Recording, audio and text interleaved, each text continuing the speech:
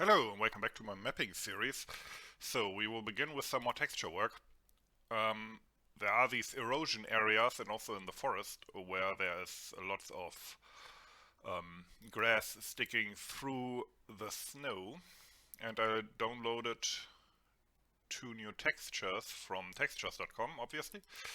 And I think I'm kind of feeling this one more, but I will implement both of them and then try them out in the editor, which one looks better, and then the rest, I mean, I will upload them as well to SVN, so maybe somebody else can use the other one that I don't use. But yeah, again here we have to do the same thing, desaturate first. So basically grayscale it. Let's use this and then make it a little bit darker, maybe pull the contrast down, but yeah, it needs to be a tad darker. No, that's wrong, that's saturation. Yeah, a little bit darker. So brightness contrast and let's put it at -50. Actually, maybe put the contrast up a bit. No, that's not a good idea. Okay, now let's do it like this. Do the same thing here.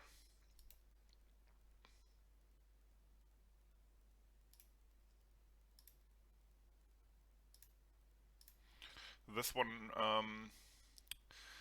the grass looks a bit too indistinct to me, but it might actually end up looking better. We will see. Again, brightness -50. I might have to try around a bit with this until I find the right setting, so you will probably have to restart the editor a few times. Anyway, let's save this and go into the editor. Alright, so that's the texture I'm using there right now, which as you can see is fairly shit. So, let's see, I think that is this one, yeah. Frozen Snow 1A. Wonder where that's from. That's 512 times 512. Let's put the new ones in there just to see if they look good or if we need to mess with them some more. What did I call them again? Oh yeah, Opmask, blah blah blah. Okay, Opmask Patchy Snow 2. To me that already looks better. Let's look at it from afar. It gets a bit gray, but that's actually not too bad if there's a bit of contrast here. For one thing, because no large areas here that are not in shadow are covered by this, and also because if you look up close, there are significant dark patches in here. Which of course means that if it would be brighter, it would actually look worse from afar, because as you can see, if I zoom out a bit, the dark patches would vanish into just pure white, and if they vanish into gray, it looks like they just blurred because you're far away. So in this case, it's fine, but you have to decide that on a case-by-case basis. Let's look at my other new texture, which I would probably have to tile a lot differently because the grass on there is a lot bigger.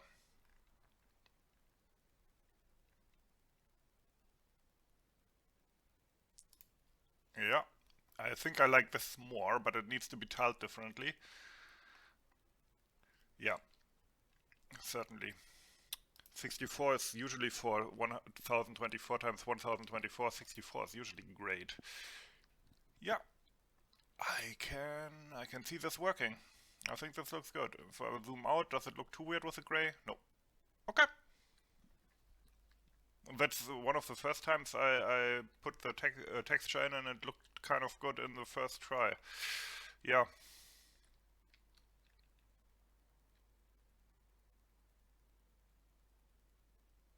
Yep. I like it.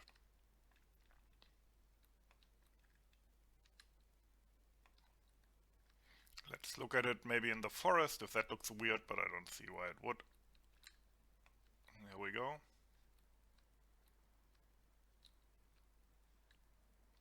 Yeah, this is nice. Together, and then you have these areas as well with the brownish grass in there. I think this will look nice in game as well. Okay, next up, I think I will actually do the sky and rough light settings. Obviously we won't light map it yet, but we will certainly already try to get our look right, because right now it's using the vanilla Battlefield 2 standard settings. Let's go sky shopping. So at CG Skies you can buy skies. That being said, for Battlefield 2 you can usually take the free samples. Now, generally speaking, I want to have this kind of snowblind, white out type look. So I went into Overcast and I have these skies here. I'm not 100% sure which one I will take. I'm kind of tending, yeah, not this one, but tending towards this one, which will make a little bit brighter, but at the same time kind of keep the blue a little bit. So yeah, I think I'm gonna take this one. So I'm gonna download the free sample, 3000 times 1500 pixels, and save that into the source folder. Okay, let's open it in GIMP. Okay, so we are in GIMP. The normal skies are 2048 times 512. So we're gonna first copy this thing over and then adjust it so it fits. One sec. Do it like this. So it needs to be 2048, obviously.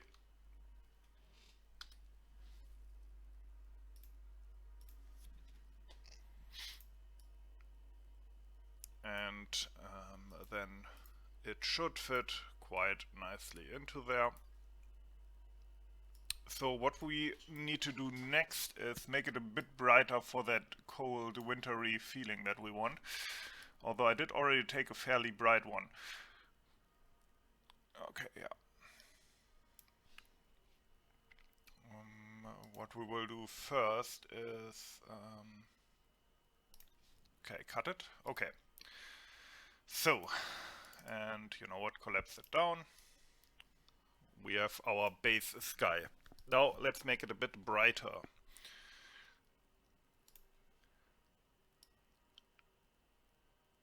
Okay. I think 30 is probably enough for now. Yeah. Maybe a bit more,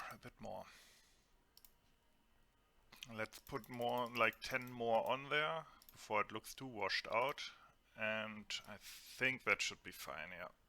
I can work with that. So what we will do next is put the fog into there. So here we will have to decide, let's copy this for 1 second, we will have to decide what our fog color will be. And obviously it will have to be kind of bluish, but I want it to be very, very bright blue. And actually, let's do it a bit differently. Let's select a part of the sky that is very bright and make that our fog color. That should actually look a bit better, if I'm not mistaken. Let's go and select this here. Okay, and now make this a tad maybe brighter, tad more here. Okay, and that's going to be our fog color. And one thing you can now already do, first of all, let's fill this with the fog color. Here we go. And what you can already do now is note down the HTML notation here. So B8D0E3. Now this is I think this is a hexadecimal number.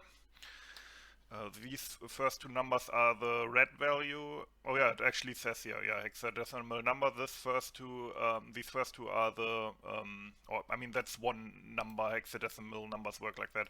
But this is red, blue, and green. Okay, so each of these says how much of a color is in there. That's basically how all of this shit with colors works.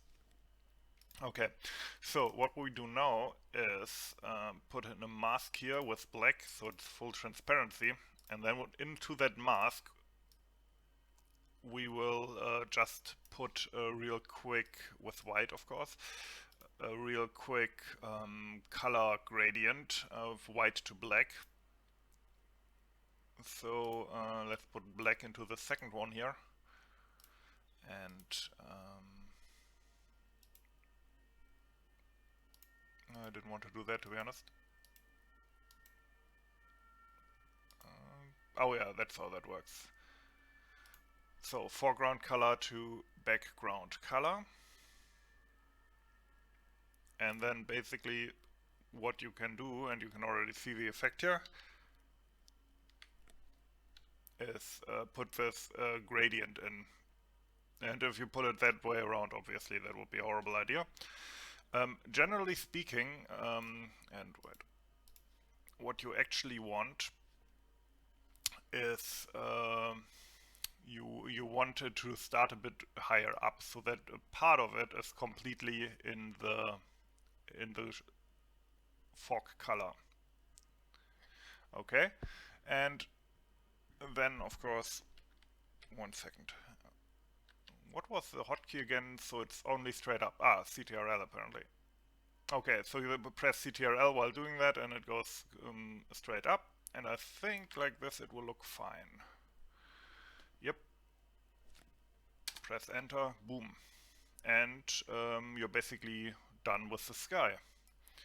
Well, not quite. You of course have to save it. And I think the sky you can actually save just without any compression, if I remember correctly. There we go, and into textures and call it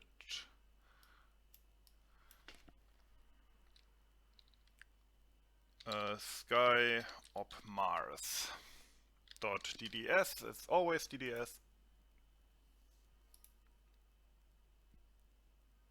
and I think I don't think we have to. Do we have to use mipmaps? I don't think we do actually. Here we go. Actually, one thing that's maybe for the best usually, it's good to put it into one layer when you're saving it as a DDS, because sometimes it fucks it up otherwise. Okay, let's go into OpMars textures, and Sky OpMars is 4000 kilobytes. Yeah, that seems about right. Okay, let's put that thing in game. And here we are in the SVN. The skies can be found in common, textures, sky. And the new sky is in here. Alrighty, so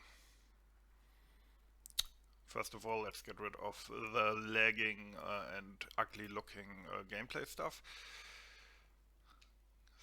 Let's see how the new sky looks, and if we have to change anything here. It's under light settings, as you can see, and the sky texture is,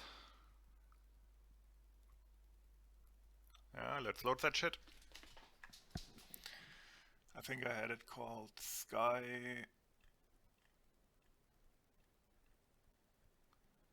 Operation Mars, right? Where is it?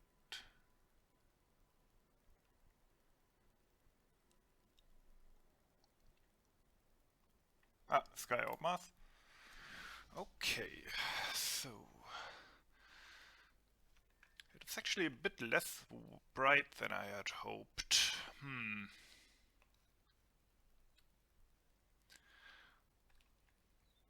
One second, I want to compare it to the Sky FH Snowy.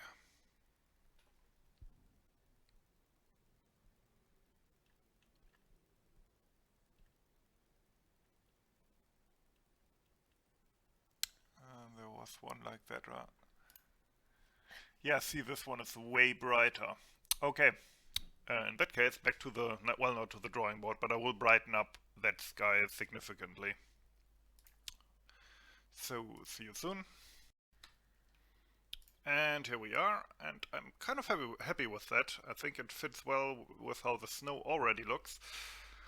And yeah, cool stuff. So what you're probably noticing right now is that the fog color doesn't really match anymore, well, obviously. So let's take care of that next. We will go to the fore color now. Obviously, crap. Okay, 1 second. What I need to do now, I was about to say, obviously, we had to change the fore color as well because I brightened everything up. But let's see. Where's that thing? Here we go.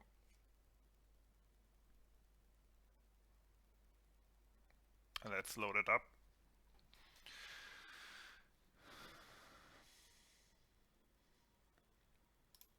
Okay, here we go. Let's select that. Yeah, the HTML notation.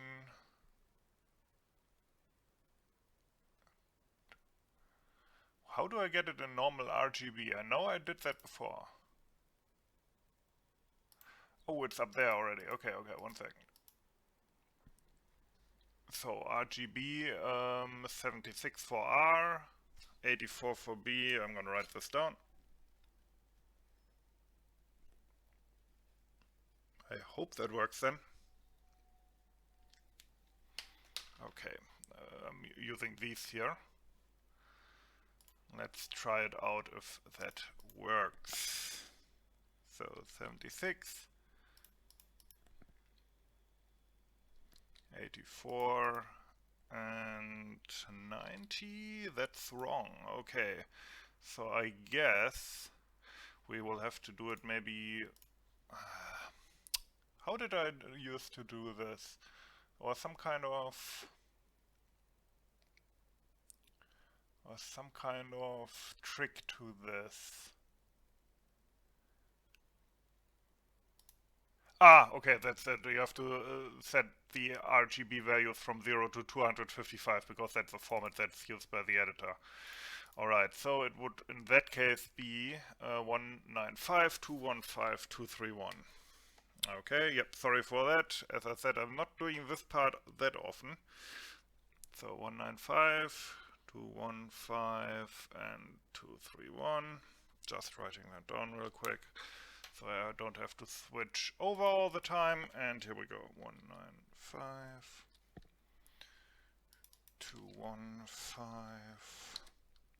And this should hopefully work. 231. Yep, and this is the same color, and now that should blend in everything quite nicely at the edge of the yeah, as you can see now, it blends into the sky, well, you know, the fog, I mean.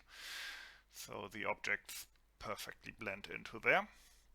So what we have to do next is set the sun color and the shadow color for different types of objects. And usually it's the best to use the same sun color and the same speck color.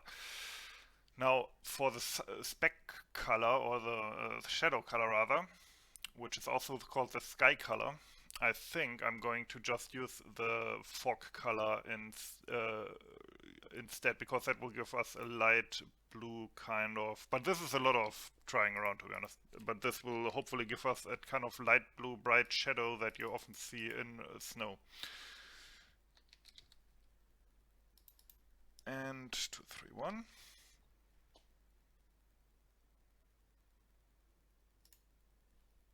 This won't change much yet, but now it's getting interesting. Terrain sky color and static sky color. Again, we will put the same values in here.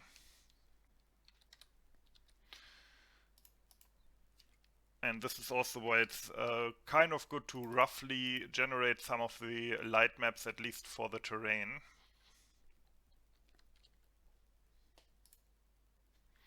Aha, okay, it's pretty bright now, but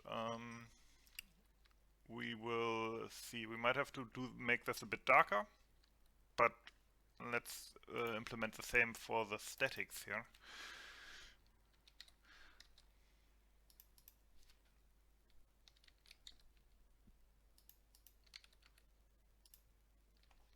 As you can see, it is fairly bright. Let's see what's the because the other one is the sun color. Now, the sun color, you usually for a sunny map have to put a shade of gray in, unless you want everything to look kind of yellow. Let's see what kind of shade of gray we want. Let's go brightness. Let's go brightness 200 and leave the rest the same. That's a normal sun color. And next up, terrain sun color.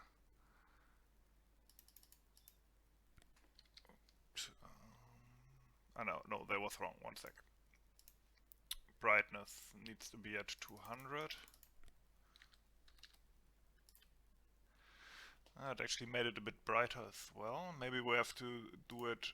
Yeah, and here the static sun color for some reason is already at max brightness. Yeah, these are all the standard settings.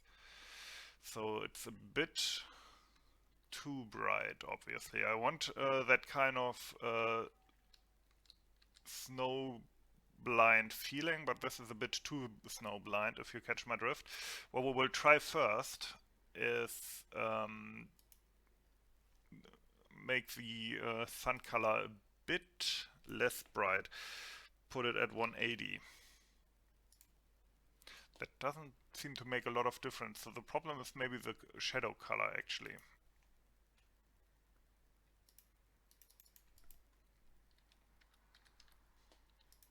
Yeah, it's more noticeable with the statics. Of course, part of that is that, or the thing is, of course, that the statics will also be reskinned in this area, but I think what I will have to do is make the sky color a bit darker. So I think I will leave the settings the same, but we'll put the brightness also down to 180 and see what that does. Well, I mean, this is not going to do anything yet, but sky color, terrain sky color, let's see what that does. 180. It's very blue now. Quite a bit too blue probably, although I do kind of, doesn't really fit the sky though, so it probably needs to be desaturated a tad. Although I do kind of like the blue style here, but yeah, needs to be desaturated a little bit. To desaturate it, you will have to pull it down towards the grayish part here. Like this. Oh, now we're cooking with gasoline here. Okay, I think we will use this as our terrain sky color. I think this is decent. Now for that, let's write it down. That is new 175.193.207, and let's put that everywhere else where there's a sky color. So first of all, the standard sky color.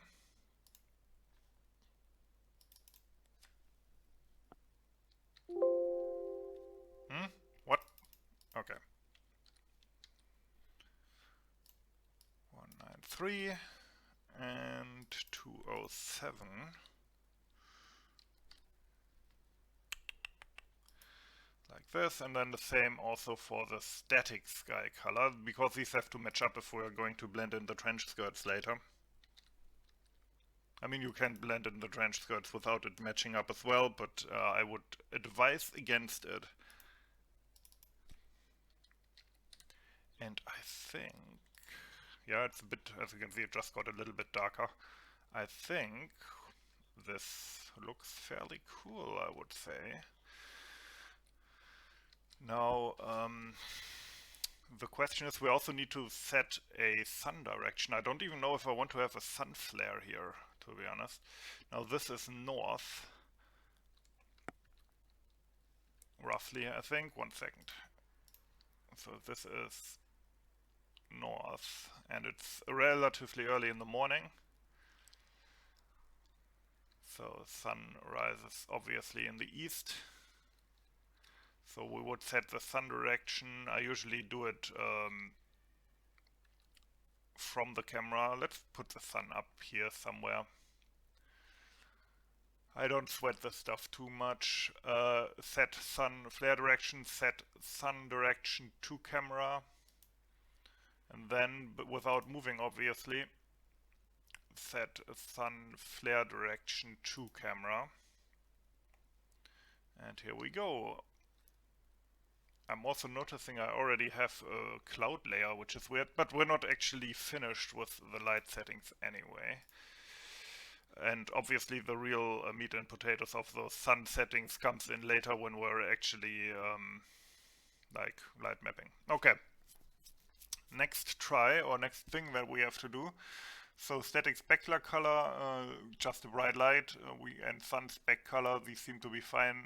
Single point color, what was that again? Oh, single point color is, oh, and this is something I will probably show later. So, okay, 1 second. The single point color is, where do I have one of these? Ah, here we go. So inside here there is this rope and I can hang an oil lamp here. And if I do that and attach a light source to that, then it will also light map a glow around it, and that is the single point color. So for an oil lamp it would be, and this can be tweaked relatively easily, but it would be like a nice warm glow, yellowish glow, I guess, like this, but done. Not applicable now, but we can already set it and then later tweak it until it looks good. That's like the easiest part, really. And I think I will do that just so I showed you. Then effect sun color and effect shadow color, that's the light that gets put on the like smoke and shit. So I'm just gonna put the normal sun color. There was just brightness 180, right? Yeah, I think it was. Or 200. Oh yeah. So I'm just gonna put the brightness 200 on there and be done with it. And effect shadow color. Well, I mean, technically you would have... Oh yeah, the ambient color. What was that again? Does that do anything, or is that one of those that doesn't do anything? Okay, apparently it doesn't do anything, so we will just put the sun color in there for now. The shadow color in there for now.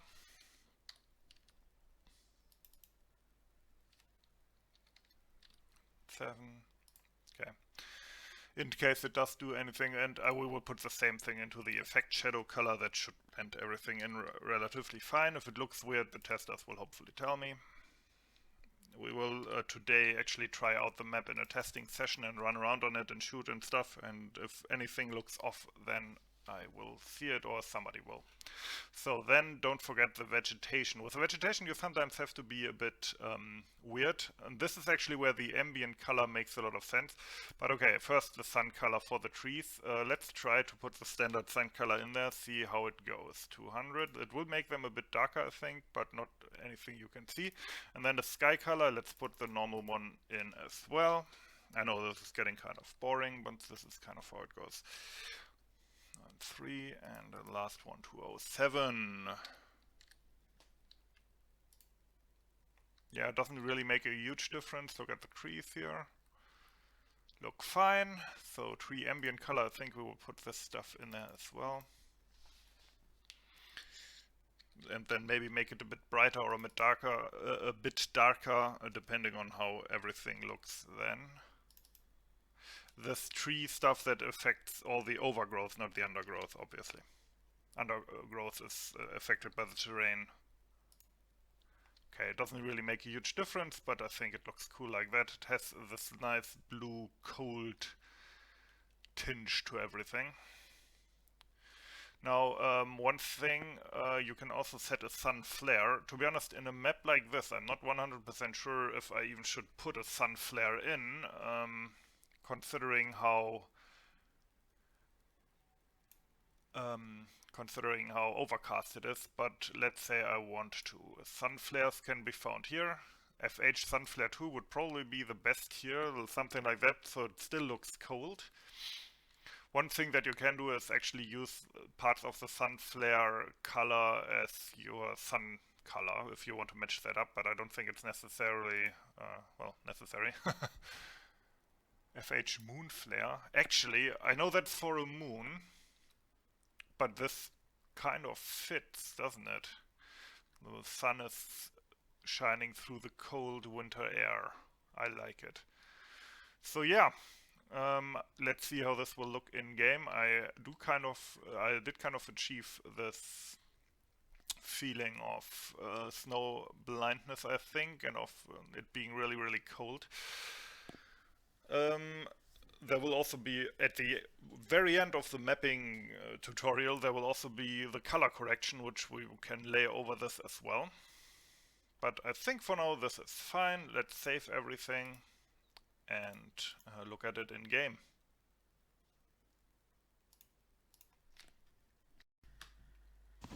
And here we are, the new light settings. I think it looks pretty cool, in the true sense of the word. Now the road. Am I happy with the road? That's actually the first time I could look at it because I forgot to commit it earlier. I think the road needs to be whiter. Yeah, that's basically it. But I already have some ideas of how to achieve that. Not 100% happy with that. So maybe we will do that next video. Other than that, map is starting to look really, really cool. Oh yeah, I still also have to do something against the sometimes disappearing overgrowth. That was also a problem, but that's actually relatively easy to fix.